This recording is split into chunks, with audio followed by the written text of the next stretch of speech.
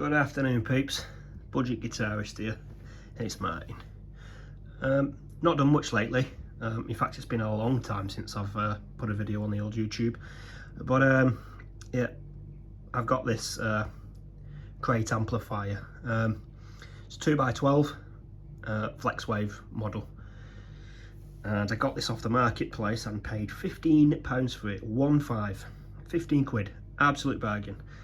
But the advert read that it didn't work, so I grabbed it anyway because I thought for 15 quid it might be something simple. Either way, it's got 2 big speakers in it.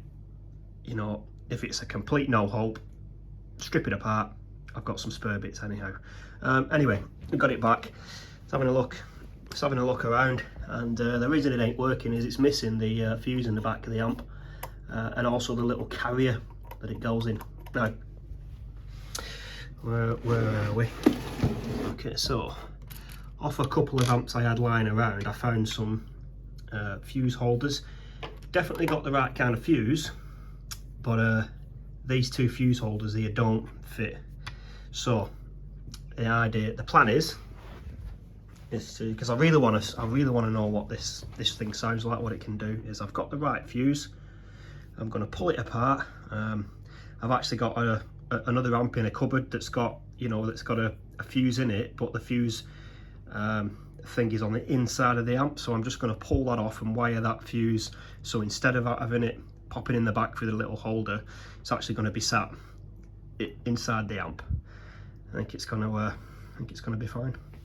Really interesting fact about these crate amplifiers. So these came about in 1978, and it was a guy called Gene Kornblum, and he's kicking around some shops in America somewhere, and he saw you know, a display in a window, and it was a crate and barrel shop, but the shop owner was using the crates and barrels to put, you know, all kinds in. And this Gene Kornblum had this idea of using crates, literally crates, and putting speakers in them. So he was making speaker cabinets, and he was also making amps. And his first crate amp, you know, that was encased in a pine crate, a pine box, was called the CR1.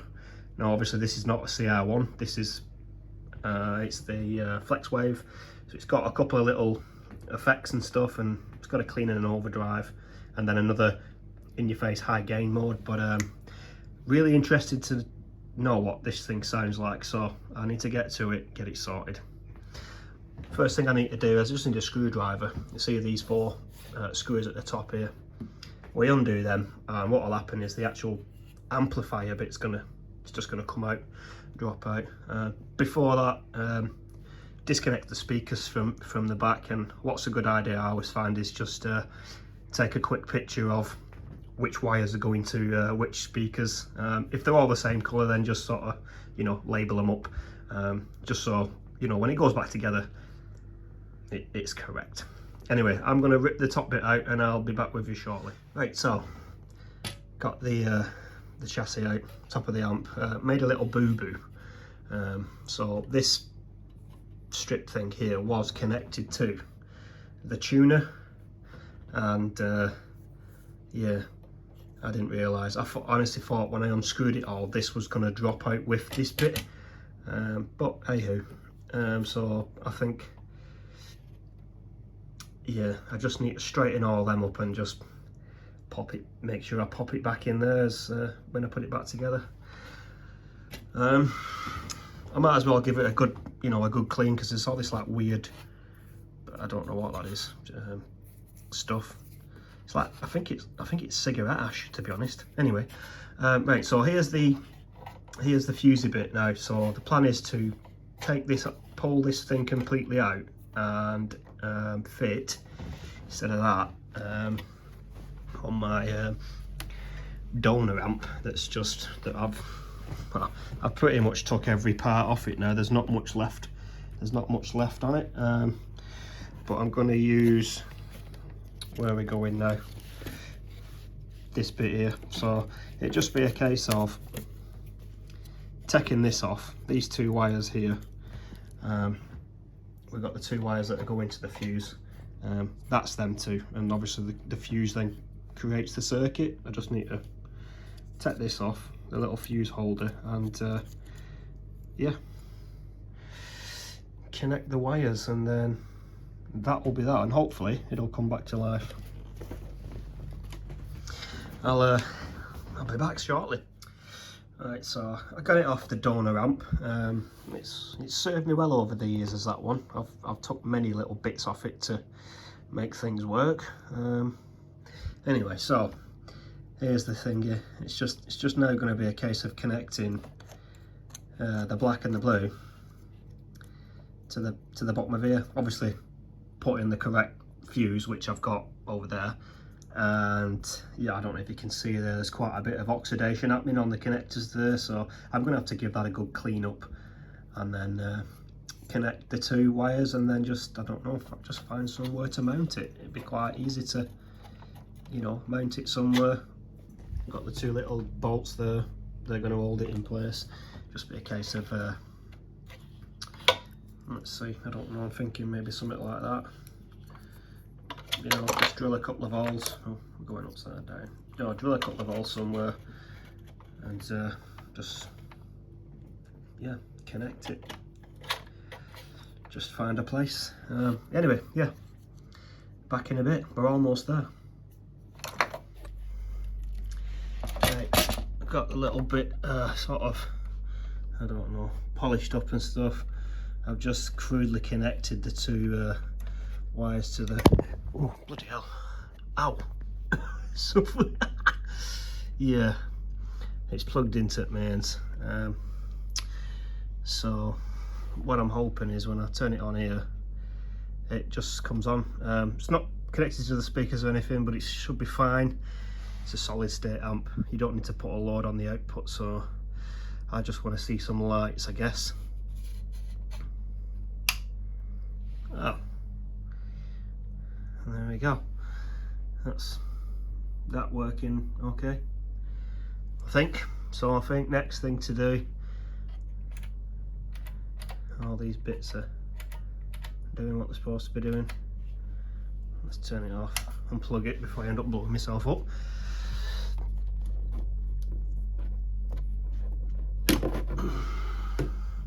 Right, there we go. So on to the next bit now then, I guess, is just completely clean it all up and put it back together. Nice. There we go, it's all back together, and I even managed to get that thing plugged back in.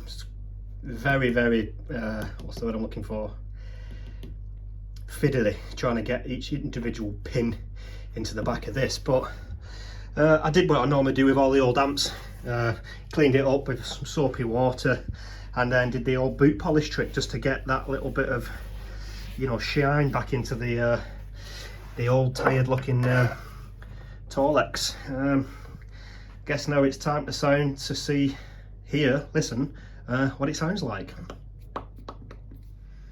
Right, here we are. I guess ready to test out this crate, FlexWave 212. So it's a solid state amplifier, 120 watts, so it's pretty punchy, and there's two 12-inch speakers in the back of here.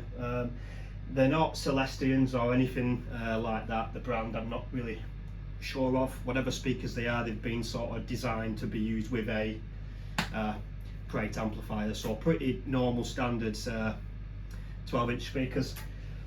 I guess, yeah, we'll give you a bit of the clean channel, the overdrive, and then some high gain, which I'm not a fan of. In my experience, solid state amps don't really do high gain really well. So, and even on the Marshall, I don't use it. I don't like a lot of high gain anyway, so I normally try to keep it as clean as possible. That's just what I like. Anyway, enough waffling. Let's give it a bit of volume. Let's turn off those effects for now.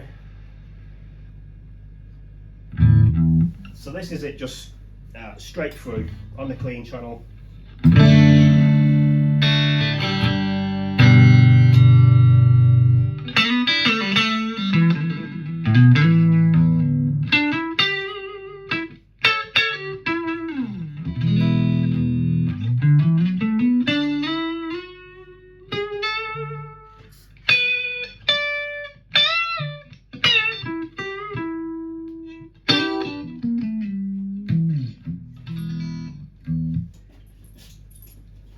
Yeah, so nice and chimey, nice and clean. Pretty standard, to be fair, for, you know, a clean channel on a solid state amp. It's definitely packing some punch though. Not got much volume on the clean, and it's quite loud, very bassy, which yeah, not really running a lot of bass either on the amp, but it's still quite.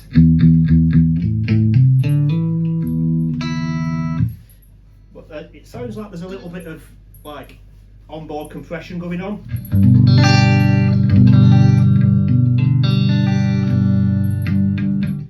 As those lower notes are still sort of ringing through along with the more high frequency, which I guess is pretty cool. Okay, onto the overdrive channel. Yeah, so I've got it set pretty much the opposite on the clean. So on the clean, I've got the sort of mids that are going here and the trebles going like this. On the overdrive, it's going the opposite way.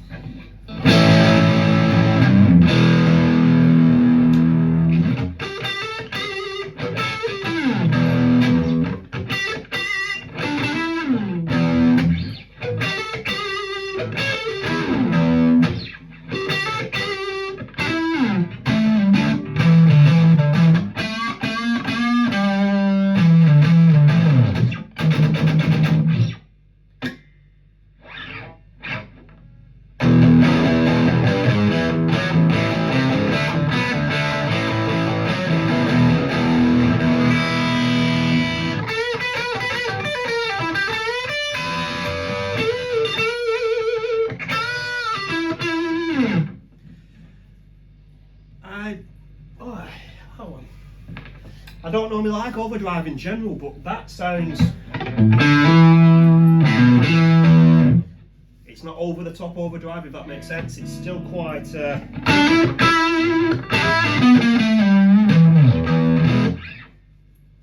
kind of sounds like the Marshall JTM 60, because I have the clean channel on that one at the point of breakup. This is obviously, because it's a solid state amp, you can't really take your clean to point of breakup, it's just going to stay clean. But the overdrive, the way I've got it set at the minute, is actually sounding like a cranked, clean JTM 60, which is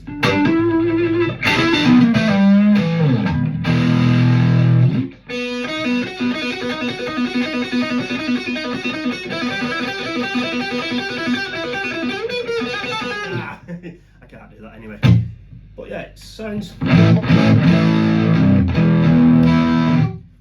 pretty cool, to be fair. Definitely usable. And at 120 watts, it's probably going to be loud enough for, I don't know, definitely an open mic session or a small, you know, small gig in a pub or function room or something like that. So yeah. Last one then is the high gain. Yeah. Not a fan of high gain, it's more for your metalhead.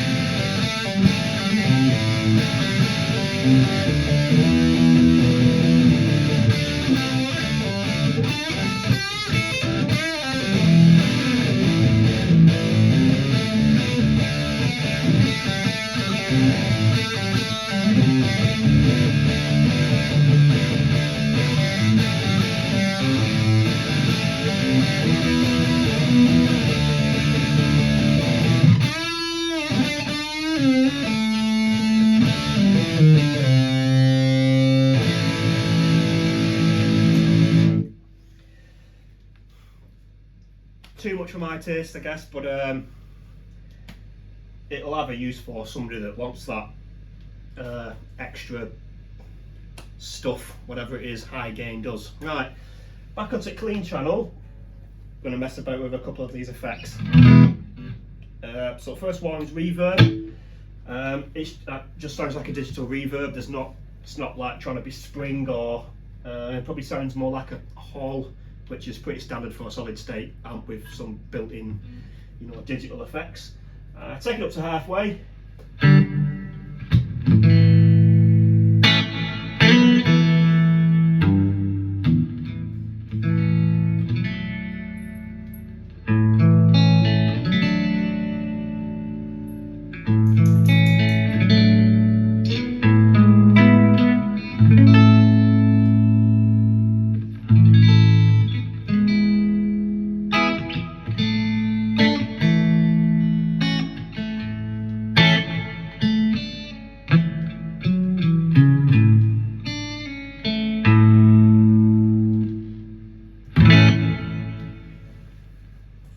Quite a nice reverb actually.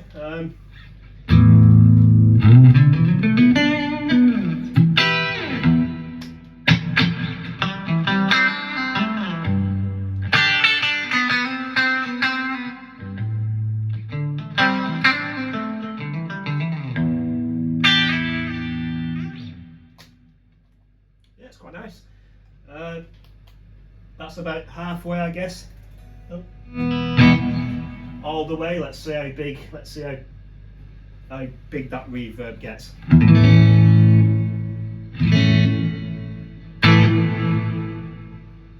It doesn't really go any bigger than, so from sort of like 0 to 12.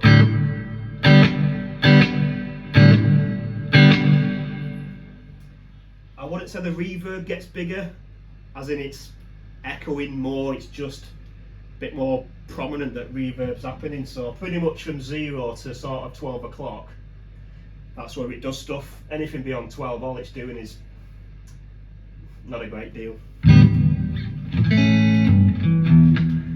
That's the reverb. It's got some modulation, so we've got a let's have a look. Got a chorus.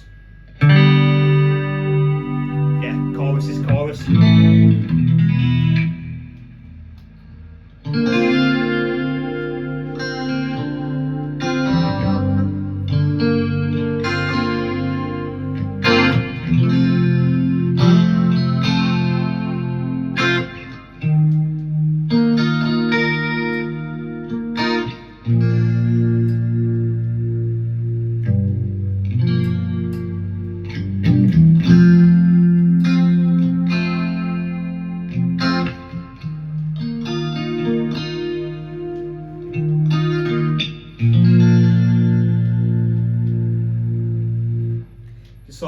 You can sort of hear that warbling while, you know, that chorus effect.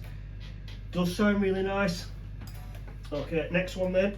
We've got a bit of chorus. We've also got some, what's that saying, flanger.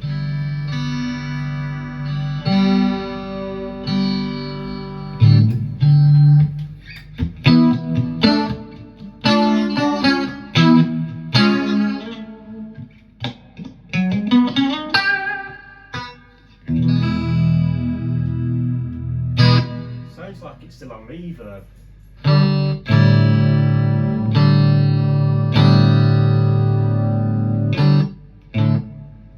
Sorry, chorus. Maybe that was knackered. Who knows? And then the next one is phase.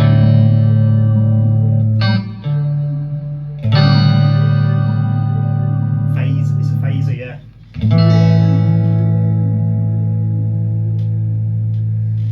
Yeah, phaser and flanger is one of those things I've never really experimented with.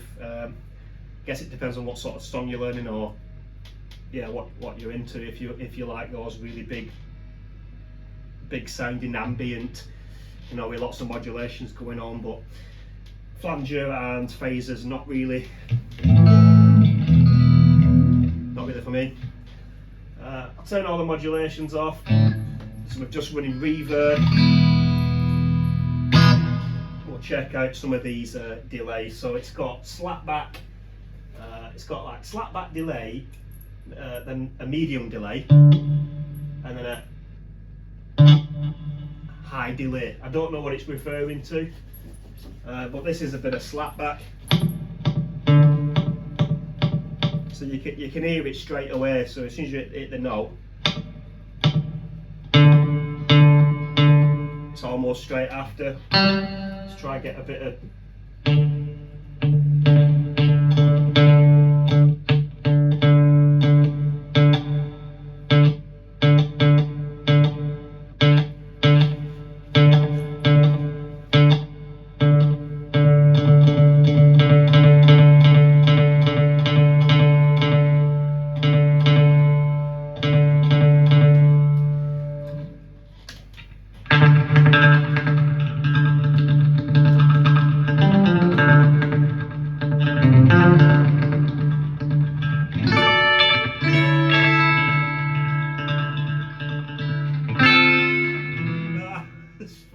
you can see where I was going with that sort of Pink Floyd-y slapback, but I don't think it's got the what's the word I'm looking for?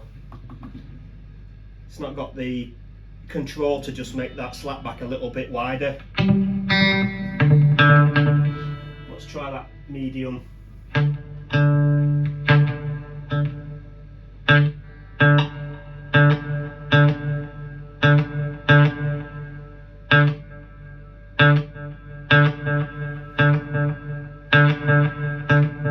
I think I understand it now. So the medium and the high is the presence of the effect. I think it's sort of like I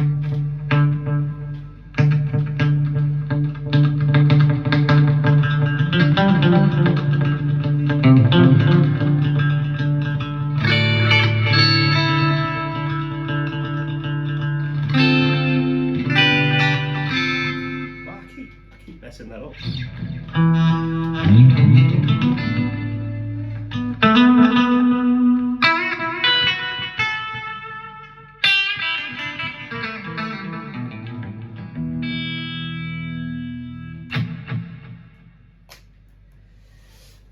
Yeah, so yeah, delay on this one, not really good. There's not enough. You can't really tweak it enough. It is what it is on the dial, which is not a problem. I don't really use much delay, so yeah. Okay, do I like the amp? Well, yes, it cost me £15.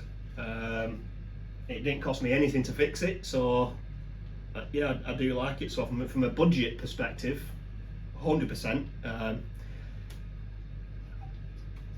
You know, when I'm on the marketplace and stuff and the second-hand stuff, if I see a solid state amp for sale that just says it's not working, I'll just buy it, because it normally is something simple. Solid states tend to be quite reliable, and it's normally something simple that's stopping it from working.